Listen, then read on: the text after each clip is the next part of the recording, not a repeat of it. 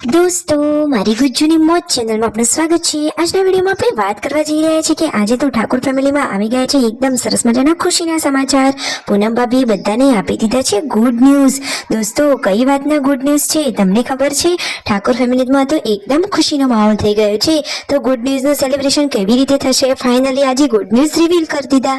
તો બધું જ તમને જાણવા મળશે આપણા આ વિડીયોમાં। મારી ચેનલ પર નવા હોય તો ચેનલને ફટાફટ લાઈક શેર અને સબસ્ક્રાઇબ કરી દો।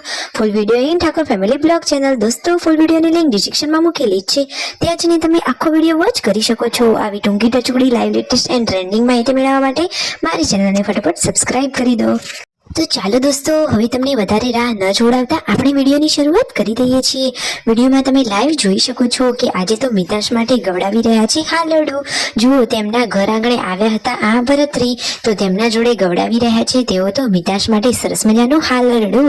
તો જુઓ, એ તો કેવું સરસ મજાનું હાલરડું ખાઈ રહ્યા છે અને મિતાશ તો શાંતિથી બેસી રહ્યો છે। તો જુઓ તો ખરા કે આજે તો બધા લોકોને મજા જ પડી ગઈ અને તેમને સરસ મજાની તેમને દાન દક્ષિણા પણ આપી।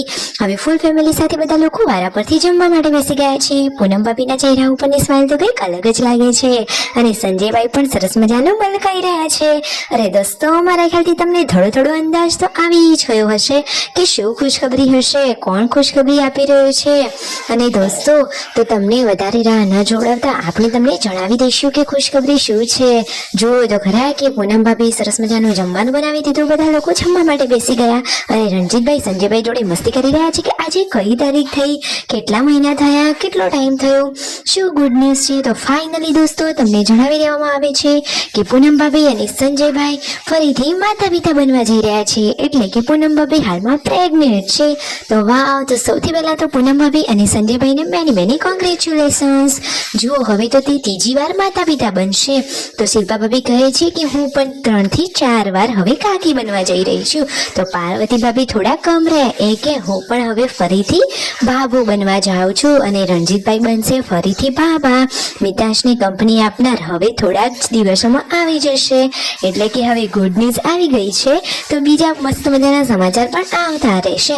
ફાઇનલી ઠાકોર ફેમિલીએ રિવીલ કરી લીધું છે કે સંજયભાઈ અને પૂનમ ભાભી આ ઘરમાં સરસ મજાની ગુડ ન્યૂઝ આપી રહ્યા છે। કાજલ બેની બા ફરીથી ફોઈબા બનવા જઈ રહ્યા છે, તેમને તો હરખ અજમાતો નથી। જુઓ તો ખરા, ઘરમાં એકદમ ખુશીનો માહોલ બની ગયો। તો દોસ્તો, આપણને ઘણા ટાઈમથી જે વાતનો ઇંતજાર હતો એ ઘડી હવે ખત્મ થઈ। ફાઇનલી પૂનમ ભાભીએ બધાને ગુડ ન્યૂઝ આપી દીધા। પૂનમ ભાભીને તો વાત કરતા પણ અત્યારે શરમ આવતી હતી અને સંજયભાઈ કહે કે મારે તો બંને ચેનલમાં વાત કરવાની, કે એકમાં હિન્દીમાં અને એકમાં ગુજરાતીમાં। તો ફાઇનલી આજે બધાને ગુડ ન્યૂઝ રિવીલ કરી દીધા છે। તો દોસ્તો, તમને આ ખુશખબરી કેવી લાગી? તમે આ ખુશખબરીથી ખુશ છો કે નહીં? અને તેમના દાદા દાદી તો દોસ્તો કેટલી વાર હવે દાદા દાદી બનશે? શું દોસ્તો તમને ખબર છે કે હવે આ સવિતાબા અને મગનભાઈ એટલે કે આ બંને દાદા દાદી હવે કેટલામી વારથી દાદા દાદી બની રહ્યા છે? 5મી વાર કે 6ઠ્ઠી વાર? જે લોકોને ખબર હોય તે જલ્દીથી કોમેન્ટ કરો। જોઈએ કે કેટલા ઇન્ટરેસ્ટ લઈ ગણી અને પછી જવાબ આપે છે।